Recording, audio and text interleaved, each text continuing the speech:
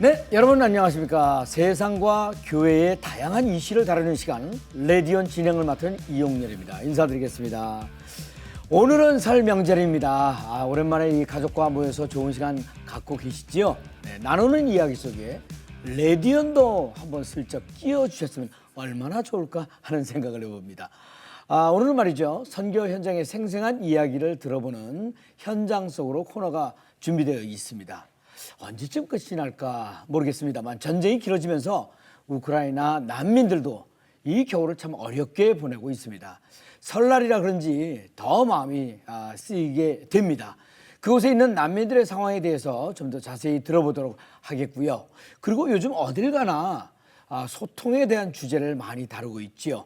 그만큼 어렵고 중요하다는 얘기가 되겠습니다. 오늘 온전한 인터뷰에서는요, 특별히 부모와 자녀 사이의 대화법에 대해서 이호선 교수를 초대해서 속 시원하게 이 얘기를 나눠보도록 하겠습니다.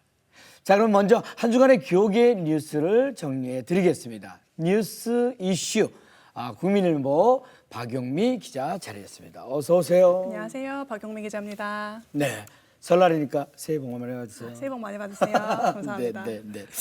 자, 오늘은 어떤 소식인가요? 네, 오늘은 북한에 대한 소식 먼저 전해드리겠습니다. 네.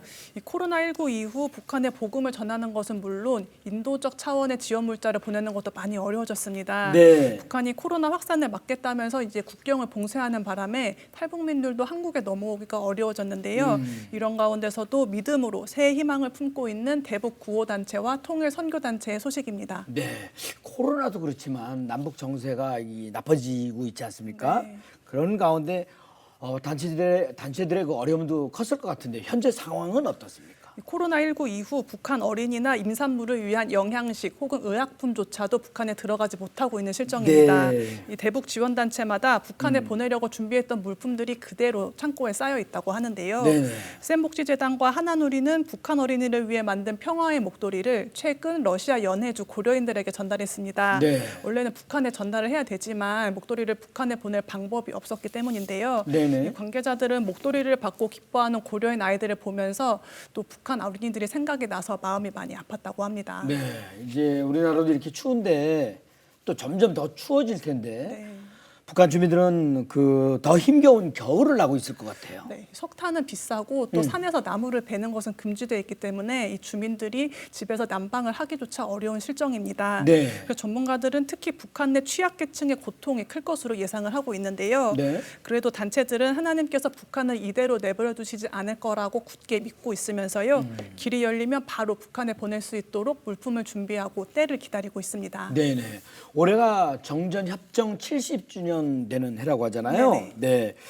그래서 사역 단체들도 행사를 많이 준비하고 있을 것 같습니다. 네, 그렇습니다. 단체들은 올해를 새로운 통일 선교의 원년으로 삼고 다양한 계획들을 세웠습니다. 네네. 오는 4월에는 한국교회 통일 선교 교단 실무자 협의회가 정식 출범하는데요. 네. 이 9개 주요 교단의 실무자들이 모여서 통일 선교를 위해 머리를 맞댄다고 합니다. 네. 또 7월에는 10여 개 단체가 연합해 통일 컨퍼런스와 평화 통일 콘서트를 또 열 예정이고요. 네. 전국 교회와 함께 통일 한국을 꿈꾸는 자리를 마련할 예정입니다. 또 해외 한인교회 참여들도 커지고 있는데요. 주빌리 통일 구국기도회는 올해 이스라엘, 예루살렘, 그리고 미국 휴스턴에 거점 교회를 세우고 해외 성도들과 통일을 위한 기도를 이어간다고 합니다. 네. 이거 언제 통일이 될지는 모르겠지만 북한 동포를 위한 사역이 꼭 열매를 맺는 날이 오길 기대하겠습니다. 네. 자, 다음 소식은요. 기독교인이라면 전도를 해본 경험 한 번씩은 있으실 겁니다. 네네. 그런데 일면식도 없는 사람에게 다가가서 예수님을 전환한다는 게 쉽지는 않은 일인데요. 지난 1년간 365일 하루도 빼먹지 않고 거리 노방전도에 나선 목사님 부부가 있어서 화제입니다. 네. 1년에 한 번도 아니고 1년 내내 전도를 어떤 분입니까? 이 부산 예향교회 하경락 목사와 김봉정 사모 이야기입니다. 네. 하 목사님 부부는 2016년에 교회를 개척했는데 코로나를 지나면서 성도들의 교회를 많이 떠났다고 합니다. 네네. 그래서 밖에 나가서 노방전도를 해야겠다는 결심을 하셨다는데요. 그래서 지난 1월 1일부터 지금까지 상가, 학교 등을 돌면서 전도지와 함께 작은 선물들을 들고 전도에 나섰다고 합니다. 네. 폭우가 쏟아져도 몸이 아파도 거리로 나갔고요. 휴가나 여행도 포기하고 전도에만 매달리셨다고 합니다. 네. 요즘 저 교회에서 전도하러 나왔다 그러면 조금 눈살을 찌푸리는 경우도 없지 않아 있거든요. 네네. 네. 주민들 반응은 어떻습니까? 제가 상가 노방 전도 현장에 직접 따라가 봤는데요. 네. 상인들이 모두 반갑게 목사님 부부를 맞이를 했습니다. 물론 전도 초창기에는 전도지를 던지면서 나가라고 소리를 지르거나 말을 걸어도 쳐다보지도 않는 경우가 많았다고 해요. 네네. 그럴 땐 목사님과 사모님도 다시 찾아가기가 겁이 났다고 하는데요.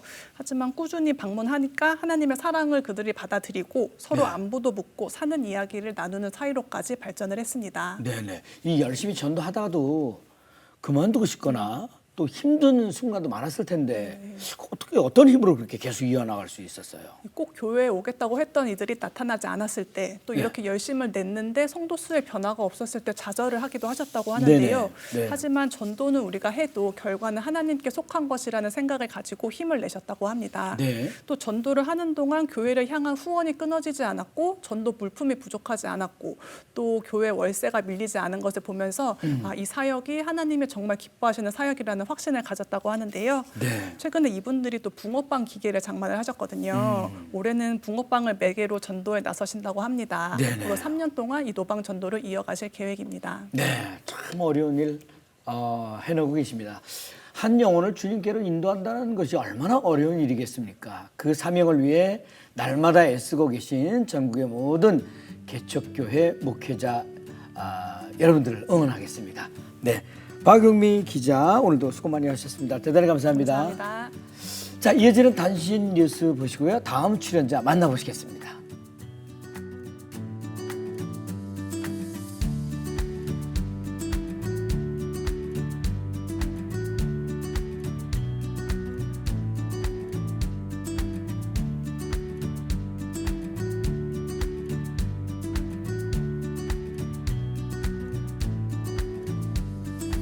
네, 이번 시간은 생생한 사역의 현장 이야기를 들어보는 현장 속으로 시간이 되겠습니다. 해가 바뀌었는데도 여전히 계속되고 있는 전쟁 가운데 고통을 겪고 있는 우크라이나 난민들에 대한 얘기를 나눠보려고 합니다.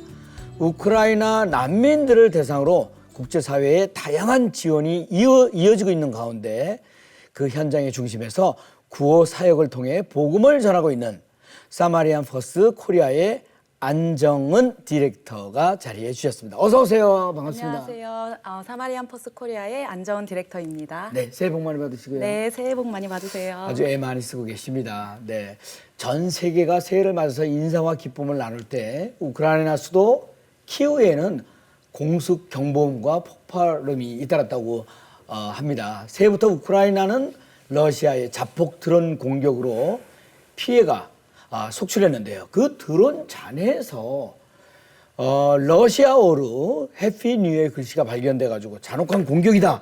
이런 비난이 이어지고 있습니다. 이 금방 끝날 것 같은 전쟁인데 이렇게 길어지면서 무엇보다도 난민들 상황이 제일 걱정이 됩니다. 어떻습니까? 말씀하신 것처럼 지금 우크라이나에는 전례 없는 혹독한 겨울을 맞이하고 있습니다. 네. 네, 그래서 키이우와 헤르손 그리고 우크라이나의 다양한 지역이 이렇게 공격을 당하면서 네. 단수나 단전 같은 어려움을 겪고 있는데요. 특히 우크라이나 동부 지역에서는 수많은 주민들이 그 지역을 벗어나고 있는 상황입니다. 네네. 네, 그리고 많은 가게들이 문을 닫게 되면서 네. 생필품이나 식량 같이 기본적인 필요를 채우기 어려운 주민들이 굉장히 많이 있습니다. 네네. 그렇군요. 네. 현재 말이죠. 난민들의 대다수는 어디에 머물고 있고 또 어떻게 생계를 꾸려가고 있는지 좀 구체적으로 좀 설명 부탁드릴게요. 네, 우크라이나 난민들은 현재 폴란드의 대도시인 바르샤바나 루블린 같은 그런 대도시를 중심으로 현재 머무르고 있습니다. 네. 물론 뭐 스페인이나 독일 또 몰도바나 루마니아 같은 다양한 유럽 국가에도 머무르고 있는데요. 네. 상당수의 우크라이나 난민들은 현재 폴란드에 있기 때문에 저희의 사역도 폴란드에서 집중적으로 이루어지고 있습니다. 네네. 또한 바르샤바 안팎에는 굉장히 큰 대규모 환승센터 엑스포라고 불리는 환승센터가 있는데요. 네.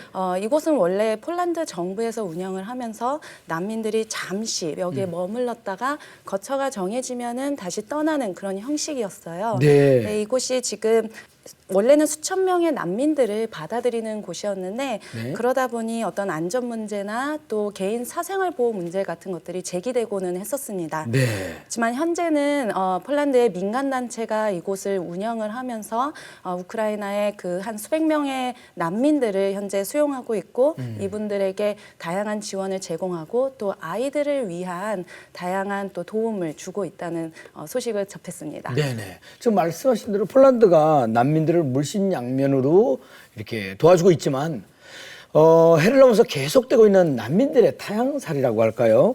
네, 녹록지 않을 것 같은데 폴란드에 머무는 난민들이 가장 힘들어하는 부분은 어떤 겁니까? 현재 우크라이나 사람들은 당연히 이런 폭력적인 분쟁 상황으로부터 심리적인 어려움을 가장 크게 겪고 있는 것 같습니다. 네. 특히 취약계층인 어린아이들이 트라우마로 인해서 많은 고통을 받고 있는데요. 아마 향후 몇 달간은 이 부분에 대한 지원이 시급하지 않을까라고 생각하고 있습니다. 네. 그리고 또한 유럽 전역이 물가 상승을 겪고 있는데 아무리 이제 일자리를 구하고 또 생계 지원을 한다고 하더라도 이런 혹독한 겨울 속에서 이런 물가 상승을 견뎌낼 수 있을지 이것 또한 과제라고 볼 수 있습니다. 그렇죠. 네. 한국 교회도 여전히 관심을 갖고 우크라이나 난민들을 위해서 기도하고 또 도움을 주기 위해서 노력을 하고 있습니다. 네. 현장에서 구호 활동을 하고 있는 입장에서 어떤 도움이 필요한지 조금 구체적으로 말씀해 주시면 네, 좋을 것 같습니다. 네, 사마리안 퍼스는 작년에 2월 말에 우크라이나 전쟁이 시작이 되면서 우크라이나와 몰도바 또 폴란드 이런 다양한 국가들에 이제 가 있는 난민들에게 네. 식수 또 위생 또 식량, 담요 겨울용품 등 다양한 생필품을 네. 수십만 개를 저희가 제공을 하고 있습니다. 네네. 앞으로도 이 부분에 대해서는 지속적인 지원이 필요할 거고요. 네. 또 앞서 말씀드렸듯이 심리적인 치료, 또 트라우마 치료, 그리고 심리 사회적인 정서적인 지원의 부분에 있어서도 많은 도움이 필요한 상황입니다. 네네. 이 부분에 있어서도 사마리안 퍼스가 이런 심리적, 영적 돌봄을 진행을 하고 있습니다. 네네. 또한 저희는 이 우크라이나 안에서 많은 인프라가 파괴가 되었기 때문에 네. 또 이 인프라에 대한 지원도 시급한 상황인데요. 특히 깨끗한 물을 공급받을 수가 없어서 많은 우크라이나 사람들이 굉장히 어려움을 겪고 있었는데 그렇죠. 사마리안 퍼스는 이제 우크라이나 안에서 18개의 우물을 뚫고 또 하루 최대 2,000리터의 물을 처리할 수 있는 최첨단 정수 시스템을 현장에 설치했습니다. 네네. 네, 그리고 더불어서 저희 폴란드 사역 파트너가 지금 진행하고 있는 특별한 사역이 있는데요. 네. 바로 희망의 빛 사역입니다. 지금 겨울을 맞이해서 굉장히 춥지만 난방 시설이 좀 열악하잖아요. 그렇죠. 그래서 이 폴란드 사역단체에서 저희 우크라이나 여성분들과 함께 손난로 용품 캔들 프로젝트를 지금 진행을 하고 네네네. 있어요. 그래서 이 캔들 프로젝트로 따뜻하게 손을 데우기도 하고 요리를 하기도 하고 또 방을 밝게 비추기도 하면서 저희 우크라이나 난민 가정들의 몸과 마음을 따뜻하게 데우고 있습니다. 네네. 아유, 감사합니다. 네. 중요한 거는 이제 꺾이지 않는 마음이라고 하죠. 하루속히 종전이 선언돼서 이 땅에 평화가 이루어지길 함께 마음 모아서 기도해 주시기 바라고 안정은 디렉터하고는 오늘은 여기서 인사 나누도록 하겠습니다. 오늘 대단히 감사합니다. 네, 감사합니다. 네. 자, 이어서 온전한 인터뷰로 넘어가겠습니다. 자, 이번 순서는요, 우리 사회의 다양한 이슈들을 성경적 시각을 통해 바라보는 온전한 인터뷰 시간입니다. 자녀가 커갈수록 대화는 줄어들고 자녀하고 갈등이 잦아져서 고민하는 부모님들 너무 많으시죠? 네, 오늘 온전한 인터뷰에서는 지혜로운 부모와 자녀의 대화법에 대해서 알아보려고 하는데요. 숭실사이버대학교 기독교 상담복지 학과장이신 이호선 교수님을 초대했습니다. 어서 오세요. 안녕하세요. 안녕하세요. 반갑습니다. 네, 저하고도 굉장히 오래간만에 뵙게 되는 것 같아요. 롱타임 노스입니다. 네. 네. 가장 먼저 드리고 싶은 질문은요. 요즘 그 TV 프로그램 보면은 가족 관찰 프로그램이 대세지 않습니까? 그렇죠. 네. 또 육아하고 자녀 교육에 대해서 고민 상담에 대한 관심도 상당히 높아진 것 같아요. 네, 그런 프로그램도 많이 늘어난 것 같고 특별히 이런 현상이 생긴 이유가 있을까요? 우리가 이제 관찰 예능이다, 뭐 이런 얘기들 많이 하고 네. 또 관찰 치료 프로그램이다 이런 얘기도 많이 하는데요.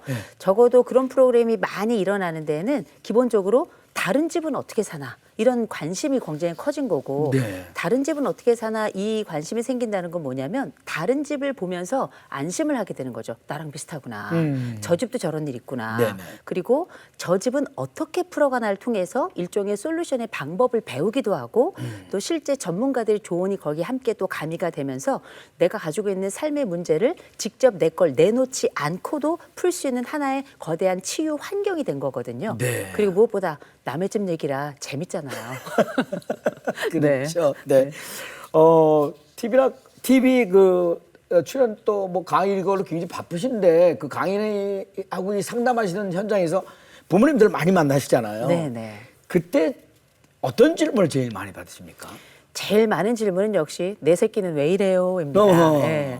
그러니까 자녀에 대한 관심이나 고민이 제일 많고요. 네네. 그리고 이제 무엇보다 제가 참 기쁘게 생각하는 것 중에 하나가 이런 자녀에 대한 어려움만 얘기하는 것이 아니고 네. 내 아이들이 이런데 제가 뭘 해야 되겠습니까? 전 이 마지막 질문이 너무너무 좋더라고요. 네. 그러니까 그건 부모로서 자기 성찰도 되고 또 한 가지는 내가 어떤 걸 해야 될지에 대한 구체적인 솔루션을 요청하고 그걸 통해서 아이들과의 관계 개선이나 문제를 해결하려고 하는 거잖아요. 네. 그러니까 주로는 제일 먼저는 우리 애는 이런 문제를 가지고 있는데 제가 무엇을 해야 됩니까? 이게 제일 많고요. 네. 두 번째로는 제 자식이 이런 게 저를 닮아서 그럴까요? 네. 이런 얘기 많이 하시는데 저는 그때마다 아마 그럴 겁니다라고 대답을 네, 드리기는 네, 네. 해요. 근데 사람은 태어난 거 가지고 사는 건 한 30%밖에 안 되고 나머지 70%는 자기의 선택이 또 굉장히 중요하기 때문에 네. 이 부모가 가지고 있는 죄책감에 관련된 이야기도 질문의 주제이기도 하지만 바로바로 답변을 드리는 주제고요. 무엇보다 이 아이들하고 이제 앞으로 오래 살아가야 되는데 얘가 좋아질까요? 이런 얘기 많이 해요. 네. 네, 그럴 때마다 제가 항상 그 말씀 드립니다. 반드시 좋아질 겁니다.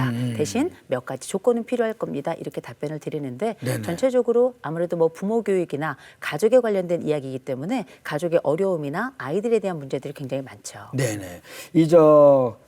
가족의 모습도 이제 계속 바뀌고 있잖아요. 네. MZ세대 또 1인 가족, 코로나 팬데믹 이런 것도 영향이 많이 있을 거라고 생각이 되는데 그만큼 현대 가정 안에서도 소통의 문제에서부터 또 이 갈등에 대한 어려움도 많이 있을 것 같은데 그렇죠. 어떻습니까? 근데 그게 새로운 이야기는 아니고요. 다만 이제 옛날에도 온 집안이 시끄러운 건 매일 반이었고요. 네. 가지 많은 나무에 바람 잘 날 없다 이런 얘기는 결국 내 속이 터지겠다 이런 얘기잖아요. 네네. 가족 간의 소통 문제나 갈등 문제가 새로운 이야기는 아닌데 다만 이제 우리가 21세기 들어가면서 20세기 부모들하고 21세기 자녀들 사이에 굉장히 다른 가치관과 추구하는 바가 달라서 네. 그리고 아이들이 가지고 있는 반응 방식이 많이 달라졌거든요. 그래서 뭐 이를테면 이제 가장 대표적으로 잘 나타나는 게 명절 같은 경우죠. 네. 명절 같은 경우 제가 요새 젊은 층들 혹은 아이들과 어떻게 얘기하면 좋으냐 이런 얘기 가끔 드리는데 그 말씀을 드릴 때 제가 대표적으로 쓰는 말이 이겁니다. 네. 생로병사는 묻고 관혼상제는 묻지 말아라. 네, 그 얘기는 네. 뭐냐면 건강과 뭐 네. 너 칭찬해주고 이런 얘기는 괜찮지만 관혼상제 시험 잘 봤냐 취직은 했냐 애인은 있냐 결혼을 시집안 했냐 애는 하나 낳으면 둘은 어떻게 날 거냐 네, 네. 이런 이야기들 묻지 말아라 얘기하는 건 네. 그들이 사생활 보호에 더 민감한 세대가 됐기 때문에 내 자녀이고 내가 난 자식이고 내가 누구보다 잘 알고 있다고 생각하지만 내가 아는 아이들이 아니라는 거죠. 요즘 아이들은 20세기 우리가 성장했던 건 굉장히 다르기 때문에 질문의 방식이나 사적인 어떤 관계에 있어서도 네. 아이들에게 먼저 어떤 게 불편하고 어떤 걸 피해줬으면 좋겠는지를 조금 물어보시면 좋아요. 네. 그래서 안다 판단하기 곧 상상하지 말고 질문하라. 그렇다면 아마도 내 아이들과도 그렇고 또 다른 세대들하고도 소통이 조금 더 잘 될 것이다. 이렇게 답변을 드리면 좋을 것 같습니다. 네네. 뭐 지금 얘기가 쭉 많이 나오시긴 했습니다만 어딜 가니 소통이 이제 제일 중요한 화두인데 부모 자녀 간의 대화를 잘 풀어나갈 수 있는 그런 방법 같은 건 없을까요? 그게 복불복이라고 보시면 될 것 네. 같은데요. 물론 이제 나에게 그냥 주어지는 건 아니지만 네. 그럼에도 불구하고 대화가 잘 되는 집이 있고 정말 속이 터지는 집이 있잖아요. 네. 근데 보면 이 속이 터지는 집은 보면 그 윗대에서도 속이 터졌고요. 네. 그 아랫대에서도 속이 터진단 말이에요.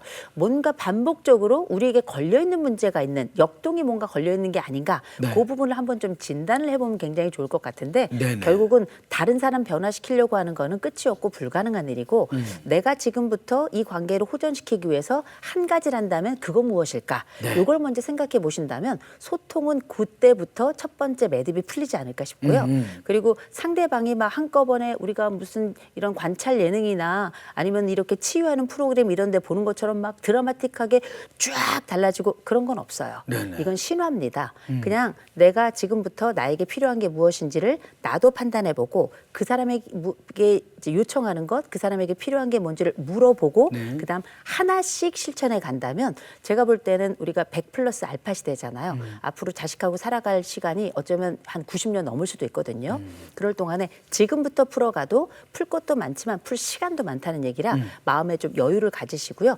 내가 지금 할 수 있는 그 한 가지를 먼저 찾으셔서 그것부터 시작하신다면 제가 볼 때 큰 문제가 없을 것 같습니다. 네네. 이런 것도 팁 하나 주세요. 아무래도 그 자녀를 보면 잔소리를 많이 하기 마련인데, 네. 아, 이건 말 같지도 않을지 모르겠지만, 잔소리 같지 않게 전할 수 있는 팁. 잔소리는 그냥 잔소리예요. 잔소리인데, 네. 잔소리 같지 않게? 그쵸. 그래도 부모가 하고 싶은 말이 있을 거 아니에요. 네. 일단 잔소리가 아니라 들리는 소리가 되게 중요하죠. 네. 잔소리건 큰 소리든 간에 그 상대방에게 와서 들려야 되고 닿아야지 그에게 와서 말이 될 수 있잖아요. 그래서 저는 원칙을 이렇게 좀 말씀드리고 싶습니다. 약자로 하자면 일관성 아들이라고 제가 이제 줄여서 말씀을 드리면 좀 편할 것 같은데요. 네. 말 그대로 어떤 말을 할 때에는 그 사람이 원하는 바에 일관되게 이야기할 규칙이 일관적이어야 되는 거. 이 사람이 이랬다 저랬다 하면 힘들거든요. 일관성 있게 관계를 생각해야 돼요. 늘 얘하고 그 다음 관계가 어떻게 될까. 관계를 늘 생각해야 되고요. 성질을 좀 죽이셔야 됩니다. 왜냐 보통 얘기할 때 내 말을 안 듣는다 생각하면 그때부터 우리가 이제 예상치 못했던 이야기들이 막 쏟아지기 시작하거든요. 너 태도가 그게 뭐니?로 들어가면 원래 주제에서 벗어나서 그때부터 이제 관계에 어려움을 많이 느끼게 되는데 그 원인은 내 성질에서부터 비롯된 거거든요. 그래서 일관성, 그다음에 아는 뭐냐. 아차 싶은 말을 기억해 놔야 돼요. 옛날에 그 말했을 때 얘가 이렇게 반응했는데 라는 아차 싶은 말. 요거는 이제 금지어로 조심해야 될 말로 하고요. 자녀들에게 있어서는 주인공 되지 마시고요. 들러리가 되셔야 됩니다. 들러리. 그가 주인공이 되고 그다음 나는 그 옆에서 조언자 역할을 한다. 이렇게 생각하시면 될 것 같아서 이걸 줄여서 제가 일관성 아들 이렇게 네네. 한번 말씀드려 봅니다. 네네. 모든 부모님들이 또 이제 잔소리보다는 칭찬을 많이 해줘야 된다는 거 너무 잘 알고는 있지만 그게 쉽지는 않거든요, 사실은. 그쵸. 네. 칭찬도 잘하는 어떤 방법이 있을 거예요. 일단 속썩이는 자식은 쳐다보면 칭찬이 아니라 욕이 먼저 나오죠. 네, 네. 그건 뭐 내가 잘못하고 인격이 나빠서가 아니라 그냥 자동적인 반응이다라고 보시면 될 것 같아요. 다만 이 아이를 우리가 욕해서 좋아질 것 같으면 수십 번, 수만 번 욕을 해도 괜찮아요. 근데 욕해서 괜찮아지는 자식은 별로 없더라고요. 그래서 우리가 칭찬을 대신 사용하게 되는데 칭찬을 할 때에도 기본적인 원칙을 좀 가져가면 좋습니다. 첫 번째, 모든 칭찬은 즉석에서. 즉석에서. 두 번째, 모든 칭찬은 구체적으로. 세 번째, 모든 칭찬은 공개 칭찬으로 이어가야 됩니다. 칭찬, 뭔가 잘했다. 너무 잘했어. 훌륭해. 엑설런트. 우리 홍렬이. 이렇게 심지어 나의 선배나 혹은 내 남편이나 내 아내나 그 인간관계의 기본이거든요. 즉석 칭찬. 두 번째, 모든 칭찬은 구체적이게 됩니다. 이 일을 요렇게 한 거 정말 잘했어. 무조건 잘한다. 너는 다 이쁘다가 아니고요. 요 일을 요렇게 한 것. 이걸 이렇게 답한 것. 이런 방식으로 매우 구체적으로 칭찬하는 게 아주 중요할 거고요. 세 번째로는 이 칭찬한 항목을 다른 사람들이 있는 데서 칭찬해 주셔야 돼요. 얘가 그때 이 일을 요렇게 처리했는데 그때 너무 감동했잖아. 우리 애가 이런 애더라고. 우리 딸이 이렇고 우리 아들이 이런 아들이더라고. 이러면서 다른 사람들이 있는 곳에서 내 아이가 있는 그 앞에서 칭찬하신다면 어쩌면 이 아이들은 단순한 인간적 관계를 넘어서 나를 믿어주고 신뢰해줄 뿐만 아니라 공개적, 곧 공동체에서 나를 인정해주는 이 사람에게 그야말로 존경을 넘어서서 앞으로 살아가는 내내 이분과 함께 살고 싶다라고 하는 고백을 하게 될 거라고 봅니다. 칭찬이 정말 큰 에너지를 준다는 거는 정말 우리 잘 알고 있습니다. 뭐 고래도 춤춘다고 하니까. 네, 맞아요. 말씀하신 거 들어보니까 연령대별로 이렇게 대화법이 좀 달라야 되지 않을까 하는 생각도 해봅니다. 어떻게 생각하세요? 어리면 어린 대로 네. 또 이제 사춘기면 사춘기대로 네. 네. 다 컸을 때 하고. 그러니까 애들이 어릴 때는 가능한 엄마가 또 아버지가 말을 많이 하는 게 좋아요. 그걸 통해서 언어 발달도 많이 늘어나고 부모가 말을 많이 하면 그만큼 질문도 많아지기 때문에 아이가 듣는 단어의 수도 늘지만 질문에 대해 답할 기회도 많아져서 그렇게 관계도 형성이 되고 또 아이가 가지고 있는 세계관도 그렇게 만들어질 수 있거든요. 네. 근데 벌써 아이가 초등학교 고학년 올라가면 본인도 사춘기를 겪으면서 동시에 친구들 관계가 많이 늘어나고 네. 자신만의 비밀이 생겨나요. 그건 이상한 일이 아니거든요. 네. 당연하잖아요. 그렇게 자신만의 비밀이 늘어나기 시작하는 시기부터는 부모가 좀 말을 줄이시고요. 항상 아이들 청소년기가 되면 부모님들께서 이런 말씀을 좀 해주셨으면 좋겠어요. 그들이 얘기를 안 한다고 섭섭하게 생각하지 마시고 엄마 아버지가 네 일이라면 언제든지 달려간다. 무슨 일이 있으면 반드시 연락해라. 제일 빨리 달려가겠다. 이런 얘기를 하셔서 늘 뭐랄까요. 문을 항상 요만큼 열어놓는 느낌? 요 느낌을 갖되 말은 조금 줄어들 수 있으나 그걸 섭섭하게 생각하지 마시고 자기만의 영역에서 SOS를 치면 언제든지 받아주는 부모라는 인식을 주시는 것. 요게 말의 수보다 훨씬 더 중요할 거고요. 이제 성인이 되면 저희가 아이들과 함께 이제 동반자로 살아가거든요. 동반자로 살아가면 그때부터는 동반자라고 하는 건 서로 뭐 존중도 하겠지만 서로 도움을 주고 받는 관계잖아요. 네. 그럴 때에는 그들이 우리에게 다가와서 뭔가를 하기를 더 기다리는 건 그들의 세계를 오히려 침범하는 것과 마찬가지입니다. 그래서 네네. 정말 우리가 옆집 아저씨랑 같이 산다고 생각하시면 돼요. 네. 갈 때 미리 연락하고요. 네네. 와주면 땡큐고요. 돈 주면 더 땡큐고요. 네네. 그리고 이사 간다 그러면 어쩔 수 없고요. 네. 그래서 이렇게 어느 정도는 좀 수용하고 받아들이면서 네. 옆집 아저씨의 관계다, 옆집 아줌마라고 할까요? 네. 하여튼 옆집과의 관계다 이렇게 생각하시면 자녀하고의 관계도 훨씬 더 수월할 것 같은데 그 상황에서 부모의 섭섭함은 생길 수 있어요. 그러나 이것도 어느 정도는 받아들이는 게 성숙한 부모다라고 말씀드리고 싶습니다. 네. 아까 명절 때 하지 말아야 될 질문 같은 거 이제 얘기를 잠깐 해주셨는데 자녀들에게 평상시에 이 말은 좀 피하는 게 낫습니다 하는 게 그것도 연령대별로 좀 다르겠죠. 네. 근데 이제 연령대별로 다를 수는 있습니다만 첫 번째 기억하셔야 될 게 애들마다 어떤 말을 싫어하는지 부모들이 안다고 생각해요. 모릅니다. 의외로 몰라요. 그래서 애들에게 꼭 물어보셔야 돼요. 어린아이건 큰아이건 상관없이 어떤 말이 제일 듣고 싶은지, 어떤 말이 제일 싫은지 두 가지를 실천하시면 그게 가장 최고봉이고요. 그다음 우리가 이제 잘 하지만 하지 않아야 될 말들 있죠. 이를테면 이 아이를 공개적으로 수치를 준다든지 아니면 이 아이의 미래를 한꺼번에 마치 쓸모없는 인류의 대표자인 것처럼 넌 어쩜 얘가 그러니 나는 그런 너 같은 애를 처음 봤다 얘 정말 웃겨.